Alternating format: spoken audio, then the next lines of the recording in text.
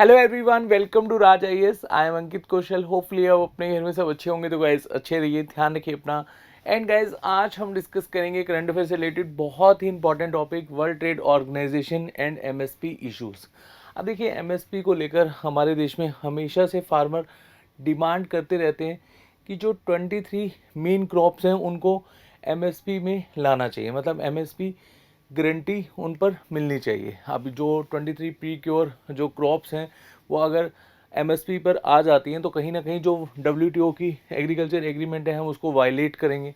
अगर मान लो कि 23 जो क्रॉप्स हैं उनको हमारी गवर्नमेंट गारंटी तौर पर एमएसपी प्रोवाइड करवाएगी तो उस केस में बहुत सारे क्वेश्चन हमारे मन में आते हैं। और एक क्वेश्चन तो यही है कि इतनी सारी क्रॉप्स को इंडियन गवर्नमेंट स्टोर कहाँ करेगी। एंड देन अगर एमएसपी पर सभी की सभी क्रॉप्स इंडियन गवर्नमेंट ने परचेज करी तो उससे कहीं ना कहीं हमारे देश का जो फिजिकल डेफिसिट है वो बढ़ जाएगा। बट चलिए, ये तो कंडीशंस हैं। अभी के लिए हमारा जो टॉपिक है वो डब्ल्यूटीओ एंड एमएसपी इश्यूज़ है। और टॉपिक स्टार्ट करने से पहले इससे रिलेटेड एक आर्टिकल द हिंदू में हमें देखने को मिला था। बेसिकली इसी आर्टिकल को हम काफ़ी डिटेल में कवर करेंगे सेशन में। एंड साथ साथ जो डब्ल्यूटीओ एंड एमएसपी से रिलेटेड जो बेसिकली एग्रीमेंट है और जो इश्यूज़ है वो भी समझेंगे। तो पहले एक बार हम आर्टिकल देख लेते हैं। India comes under fire eight WTO for avoiding questions on MSP subsidy. अब होपफुली आपको आर्टिकल समझ में आ गया होगा और इस आर्टिकल को जब हम डिटेल में समझेंगे तो जितने भी आपके डाउट्स होंगे वो आपको क्लियर हो जाएंगे। लेकिन सेशन स्टार्ट करने से पहले हमेशा की तरह टॉपिक से रिलेटेड हम यहाँ पर एक क्वेश्चन डिस्कस करेंगे। Consider the following statement regarding MSP, minimum support price. अब फर्स्ट स्टेटमेंट यहाँ पर क्या कहती है? Cotton is covered under the MSP. Second statement है MSP for food crops and cash crops is always kept necessary higher than the market price. Third statement है MSP is computed on the basis of recommendation made by commission for agriculture cost and price. तो hopefully तीनों statement आपको clear होंगी। मैं आशा करूंगा कि इस question का आंसर मुझे कमेंट सेक्शन में आप अभी के अभी दोगे।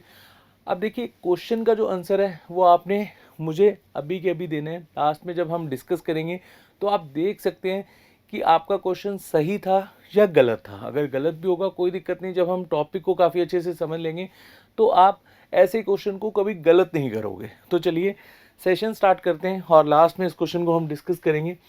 अब एक बार यहाँ पर ये जो आर्टिकल हमें देखने को मिला था हिंदू में तो वो समझ लेते हैं। तो देखिए, जो डब्ल्यूटीओ मेंबर्स हैं उन्होंने इंडिया से क्वेश्चन पूछा था कि जो फूड क्रॉप को लेकर इंडिया ने एक सब्सिडी का जो बेसिकली एक लिमिट थी उसको ब्रीच की है।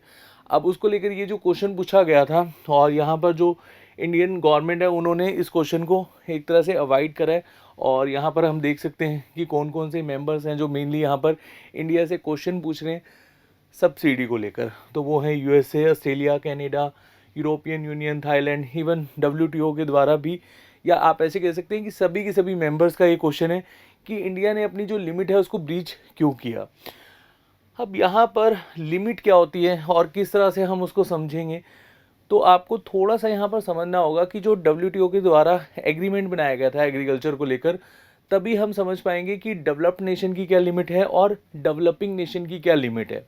अब यहाँ पर तीन पिलर को समझने के लिए हम एक यहाँ पर एग्जांपल समझेंगे। अब देखो, जो डेवलप्ड नेशन है और जो डेवलपिंग नेशन है, डेवलपिंग नेशन आपको पता है हमारा प्यारा भारत, हम एक ही एग्जांपल यहाँ पर कंसीडर कर लेते हैं, और developed nation like as USA. अब मान लो कि यहाँ पर डेवलप्ड नेशन में जो एग्रीकल्चर प्रोडक्ट्स हैं उनका अगर हम वैल्यू देखें $100 मिलियन उनकी वैल्यू है। अब यहाँ पर डब्ल्यूटीओ के द्वारा कहा गया है कि जो डेवलप्ड नेशन है वो सब्सिडी देंगे 5% की, क्योंकि वो डेवलप्ड है। अब यूएसए का हम एग्जांपल ले रहे हैं। यूएसए का जो एग्रीकल्चर मार्केट है वो कितने का है? $100 मिलियन का, और ये कितने की सब्सिडी दे रहे हैं? 5% की। अब 100 का 5% करोगे तो कितना आएगा? $5 मिलियन। ईजी है निकालना। अब जो डेवलपिंग नेशन है लाइक एज इंडिया, उनके लिए कंडीशन रखी थी डब्ल्यूटीओ ने कि आपका जो बेसिकली सब्सिडी रहेगी वो 10% रहेगी।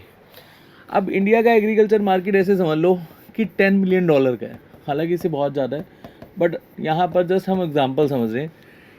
$10 मिलियन के पॉइंट ऑफ व्यू से अगर हम 10% निकालेंगे तो इंडिया का एग्रीकल्चर मार्केट कितना है? $1 मिलियन। तो एज़ कम्पेयर टू यूएसए ये कम हुआ, क्योंकि यूएसए का जो मार्केट है वो है $5 मिलियन के आसपास और इंडिया का है $1 मिलियन के आसपास। अब यहाँ पर 3 पिलर हम बहुत ही ईजिली समझ पाएंगे।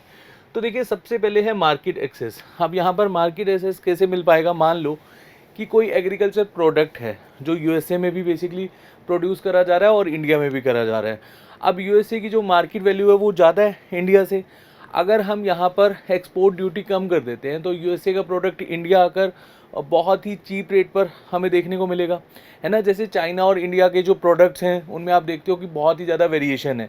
तभी हम यहाँ पर कोशिश करते हैं कि जो चाइना के प्रोडक्ट हैं उनको बाय करें। अब यहाँ पर आप जो चाइनीज़ प्रोडक्ट बायकॉट वाला जो एक सिनेरियो था उसको स्किप कर दो अभी के लिए। जस्ट यहाँ पर ये समझो कि जो भी हमें चीप लगेगा और बेस्ट लगेगा हम उसी पर जाएंगे। अब यूएसए से कोई एग्रीकल्चर प्रोडक्ट है और इंडिया का एग्रीकल्चर प्रोडक्ट है, दोनों में कहीं ना कहीं प्राइस को लेकर डिफरेंट है। तो हम यहाँ पर कौन सा एग्रीकल्चर प्रोडक्ट परचेज़ करेंगे? यूएसए का। अब यहाँ पर जो यूएसए है या जो भी डेवलप्ड नेशन है वो हमेशा से डिमांड करते रहते हैं कि आप हमें अपना मार्केट का एक्सेस दो। और मार्केट का एक्सेस कैसे मिलेगा? जब आप एक्सपोर्ट ड्यूटी को कम कर दोगे। होपफुली आपको क्लियर हो गया होगा। उसके बाद डोमेस्टिक सप्लाई को हम किस तरह से देखते हैं? अब मान लो कि यहाँ पर जो सब्सिडीज़ दी जाती है इंडियन गवर्नमेंट के द्वारा, या इसको भी एक एग्जांपल के थ्रू हम समझते हैं। अब जब आप एग्जांपल के थ्रू समझते हो ना तो आपको काफ़ी लंबे समय तक याद रहता है और जो डाउट्स होते हैं वो भी क्लियर हो जाते हैं। अब ऐसे समझो कि यहाँ पर जो पेस्टिसाइड्स हैं उसमें हमारी जो गवर्नमेंट सब्सिडी देती है, जैसे यूरिया का ही एग्जांपल हम ले लेते हैं। अब एक फार्मर को एक यूरिया बैग चाहिए और ये जो यूरिया बैग है इसकी वैल्यू है ₹100। अभी के लिए कोई सब्सिडी नहीं मिल रही, तो फार्मर को जितनी नीड है वो उतना यूरिया बैग परचेज़ कर लेगा मार्केट से एज अ पेस्टिसाइड। अब मान लो कि यहाँ पर गवर्नमेंट सब्सिडी दे देती है 40% या 50% सब्सिडी दे देती है। अब फार्मर के पास यहाँ पर ₹100 ही हैं। ₹50 तो पे कर रही है गवर्नमेंट, ₹50 पे कर रहा है यहाँ पर फार्मर। अब फार्मर यहाँ पर ये समझेगा कि अगर मेरे पास ₹100 हैं तो मैं 2 बैग खरीद लेता हूँ यूरिया के, तो इससे मेरी प्रोडक्शन इंक्रीज़ हो जाएगी। अगर यहाँ पर जो फर्टिलाइज़र हैं, जो पेस्टिसाइड्स हैं, अगर उन पर हमारी गवर्नमेंट सब्सिडी ज़्यादा दे देती है तो उससे कहीं ना कहीं हम देखते हैं कि जो डोमेस्टिक एक्सपोर्ट है या डोमेस्टिक सप्लाई है वो ज़्यादा हो जाती है। तो हमें इसका भी कहीं ना कहीं ध्यान रखना होता है। एंड जो एक्सपोर्ट सब्सिडीज़ मैं आपको बता ही चुका हूँ। और हमेशा से जो डेवलपिंग नेशंस होते हैं वो डिमांड करते हैं कि जो इम्पोर्ट ड्यूटीज़ है वो कम से कम रखी जाए। अब इम्पोर्ट ड्यूटीज़ अगर कम से कम रखेंगे तो जो डेवलपिंग नेशन है वो अपना प्रोडक्ट बाहर भेज पाएंगे, है ना। और डेवलप्ड नेशन की क्या डिमांड है कि आप अपने जो बेसिकली टैरिफ्स हैं उनको कम करो और उसके अकॉर्डिंगली हम आपकी मार्केट का एक्सेस ले पाएंगे। तो ये जो 3 पिलर हैं ये आपको समझने होंगे। और उसके बाद अगर हम देखें, जो WTO है वो बेसिकली सब्सिडी रिजीम में 3 बॉक्सेस में डिवाइड करता है। और ये जो 3 बॉक्सेस हैं ये ट्रैफिक लाइट से रिलेटेड कहीं ना कहीं हमें देखने को मिलते हैं। हालांकि यहाँ पर ब्लू लाइट नहीं होती, रेड लाइट होती है ट्रैफिक लाइट की अगर हम बात करें। अब कोई भी नेशन ऐसा नहीं है जहाँ पर एग्रीकल्चर से रिलेटेड हमें सब्सिडी ना देखने को मिलती हो। तो एग्रीकल्चर में अगर मान लो कि हम यहाँ पर रेड लाइट लगा देते तो ऐसा कोई नेशन ही नहीं है जहाँ सब्सिडी ना मिलती हो। तो इसीलिए रेड लाइट की जगह यहाँ पर ब्लू लाइट का यूज़ करा गया है। हम यहाँ पर बोलते हैं 3 सब्सिडी रिजीम, लेकिन WTO में ये बोला जाता है 3 बॉक्सेस। तो 1 बाय 1 हम काफ़ी डिटेल में डिस्कस करेंगे। अभी के लिए सबसे पहले हम डिस्कस करेंगे ग्रीन बॉक्स को।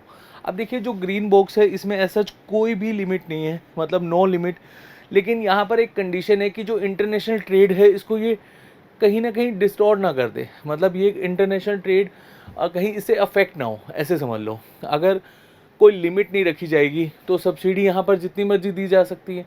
और अगर मान लो कि सब्सिडी ज़्यादा दे दी तो कहीं ना कहीं अगर हम देखेंगे जो WTO की कंडीशंस हैं उसको कहीं ना कहीं हम वायलेट करेंगे। तो ये जो ग्रीन बॉक्स है ये रखा गया है जो डेवलपिंग नेशन से भी कहीं ना कहीं पुअर परफॉर्म कर रहे हो, जो अंडर डेवलप्ड हो बहुत ज़्यादा, तो उनके लिए ग्रीन बॉक्स रखा गया है कि वो जितनी भी चाहें वो सब्सिडी दे सकते हैं। या फिर कुछ ऐसी कंडीशन हो जाती है जैसे कहीं डिसीज़ बहुत ज़्यादा फैल रही है तो वहाँ पर पेस्टिसाइड्स को लेकर हमारी गवर्नमेंट सब्सिडी देती है कि डिसीज़ कम फैले। और एक जैसे एग्जांपल हम देखते हैं कि कई जगह पर जो बेसिकली एनिमल्स होते हैं वो भी कहीं ना कहीं एग्रीकल्चर की जो क्रॉप्स हैं वो उनको डिस्ट्रॉय करते हैं। तो वहाँ पर हमारी गवर्नमेंट उनसे बचाने के लिए भी इस तरह की सब्सिडी प्रोवाइड करती है। या बहुत सारी कंडीशन ऐसी होती है जहाँ पर गवर्नमेंट को सब्सिडी देनी होती है, तो वो बेसिकली कौन से बॉक्स में जाएगा, ग्रीन बॉक्स में। तो ये सारी की सारी जो सब्सिडी है वो गवर्नमेंट ही देगी, गवर्नमेंट फंडेड सब्सिडी रहेंगी ये सारी की सारी। उसके बाद अगर हम बात करें येलो बॉक्स की, येलो बॉक्स एक तरह से हम यहाँ पर इसको अंबर भी कहते हैं, और ये जो कंडीशन है ना इसको ज़्यादा अच्छे से समझना, क्योंकि यहाँ से स्टेटमेंट बन सकती है एग्ज़ाम के पॉइंट ऑफ व्यू से। तो येलो बॉक्स जो है वो बेसिकली उसमें कहीं ना कहीं हम देखते हैं कि जो इंटरनेशनल ट्रेड है वो डायरेक्टली एसोसिएट करता है, मतलब इसको एक हमने बैलेंस्ड अप्रोच के साथ लेकर चलना है। अब बैलेंस्ड अप्रोच हम कैसे ले सकते हैं, मतलब ना तो सब्सिडी हम ज़्यादा दें ना ही सब्सिडी हम कम दें, एक बैलेंस्ड अप्रोच के साथ हम यहाँ पर चलेंगे। उसके बाद अगर हम बात करें फर्टिलाइज़र की, जैसे यूरिया का एग्जांपल मैंने आपको दिया था, तो यूरिया के केस में अगर हम सब्सिडी ज़्यादा दे देंगे तो फार्मर्स यूरिया का ज़्यादा यूज़ करेंगे या कोई भी फर्टिलाइज़र का ज़्यादा यूज़ करेंगे कि उनको ऐसा लगेगा कि हम प्रोडक्शन ज़्यादा से ज़्यादा कर पाएँ, तो उससे अल्टीमेटली नुकसान किसका होगा, हमारा होगा। और अगर प्रोडक्शन ज़्यादा हो जाएगी, क्या मार्केट में उसकी वैल्यू मिलेगी, नहीं मिलेगी। अगर पेस्टिसाइड्स या फिर फर्टिलाइज़र ज़्यादा डाले जाएंगे तो कहीं ना कहीं ये ह्यूमन के लिए भी खतरा है ना।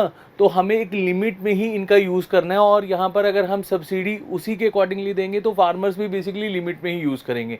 या इलेक्ट्रिसिटी का एग्जांपल ले लो, आपने इलेक्ट्रिसिटी बिल्कुल फ्री कर दी फार्मर्स के लिए, तो फार्मर्स क्या करेंगे, जो इलेक्ट्रिक मोटर है उसको सारा दिन ऑन रखेंगे।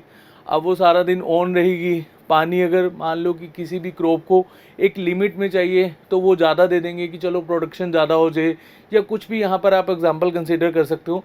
तो उस केस में हम समझ सकते हैं। अब यहाँ पर गवर्नमेंट क्या करती है कि एक लिमिटेड में सब्सिडी प्रोवाइड करती है इलेक्ट्रिसिटी की। इसको आप ऐसे समझ सकते हो कि दिल्ली गवर्नमेंट ने इलेक्ट्रिसिटी फ्री करी हुई है और एक लिमिटेड यूनिट तक, है ना। अगर आप 200 या 300 यूनिट को ब्रीच करोगे तो उसके बाद आपको बिल देना होगा, वो 200 है या 300, एक बार आप गूगल कर लेना। तो ऐसे ही यहाँ पर फार्मर्स को भी कंडीशन के पॉइंट ऑफ व्यू से दी जाती है कि इतनी यूनिट फ्री है, उसके बाद आपका बिल आएगा, या फिर पर यूनिट आपसे हम कम पैसा लेंगे, तो आप ऐसे समझ सकते हो। तो यहाँ पर थोड़ा सा लिमिट में लाना होगा, पर लिमिट वाला हम एग्जांपल ब्लू में डिस्कस करेंगे, तो इसमें लिमिट मत समझना, बस ऐसे समझ लेना कि हमें बैलेंस्ड अप्रोच लेकर चलना है।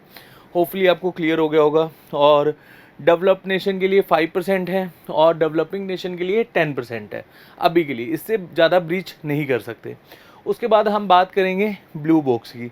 अब जो ब्लू बॉक्स है वो इसमें कहीं ना कहीं WTO के द्वारा बोला जाता है कि आप जो प्रोडक्शन लिमिट है उसको ट्राई करो कि वो लिमिट में आ सके।